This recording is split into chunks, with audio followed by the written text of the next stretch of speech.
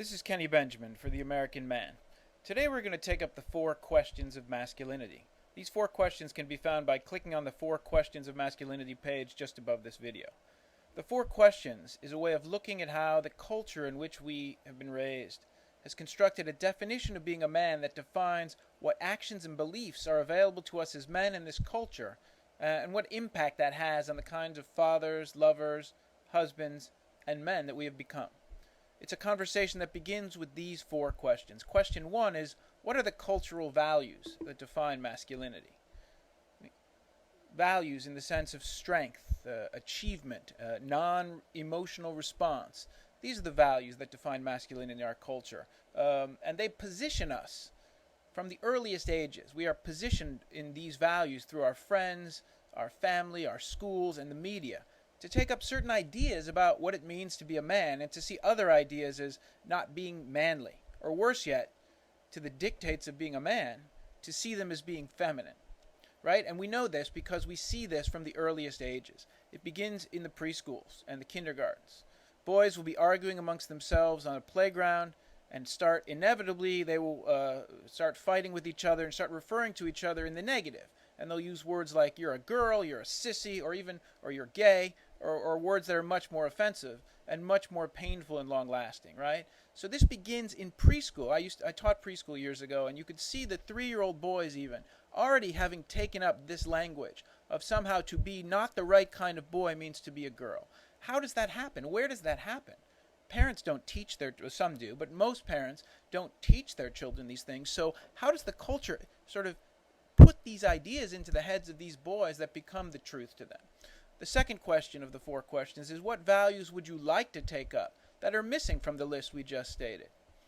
Would you like to be more sensitive? Would you like to be less aggressive, less achievement-oriented, maybe more family-oriented, maybe gentler with your wife or your kids in ways? And this isn't to suggest, by the way, this isn't some idea of being metrosexual, that you have to be less of a man. This is about including, or broadening, I should say, making space for a broader definition of being a man. Because there's nothing wrong often with being strong or being a good provider or being able to take care of things and achieving.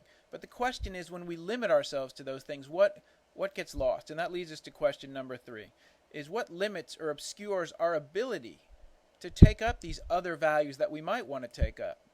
And, oftentimes when guys get around and say, oh, well, the women, it's our wives. It's really not. If you really think about it, it's that conversation itself. It's the other men. It's our fear of being judged by other men, by these groups of men that give us our definition of being a man, that make us feel either, strong as a man or weak as a man. It's these groups of men who define masculinity for us. There's a whole bunch of language available to us as a judgment for men who are too giving to their wives, or too caring with their girlfriend, or too sensitive to the women they love, or even their children. How crazy is that we apply this whole negative language to men who are trying to be caring and compassionate and loving? You know this language. It's words like pussy whipped, right? Men use this with other men all the time, and men take that in and somehow feel they have to live up to some idea of being tough and strong in situations when it really calls for sensitivity. It really calls for gentleness and love. I had this experience years ago with my ex-wife. We would argue all the time, and I'm a very intense arguer. I'm very passionate. My voice tends to go up when I argue and I get passionate about something. And I'm also relentless, right? Because this is the way we're taught to argue as men. We're taught to keep going and never give up. And that's how we win. And for my ex-wife, it was just too much. And she would say to me all the time, I just can't argue with you. And I would somehow see that as weakness in her. And I would think I won the argument because she would give up. And years later, after our divorce, I really came to appreciate how much it was the way I argued that made it impossible for her to engage, that made it impossible for us to communicate.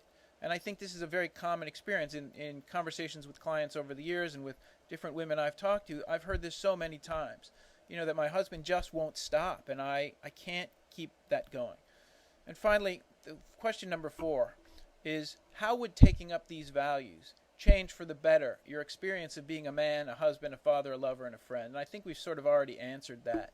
If we can make space for the other in our life, the women in our life, the children in our life, to have some opportunity to express themselves without some attack by us, and just hear what they have to say, and sort of think about it, and not always have to respond, I think we might have an opportunity to have better, healthier, and happier relationships, and isn't that what we all want? This is Kenny Benjamin for The American Man at www.theamericanman.com. Please also join us at www.theamericanfather.com.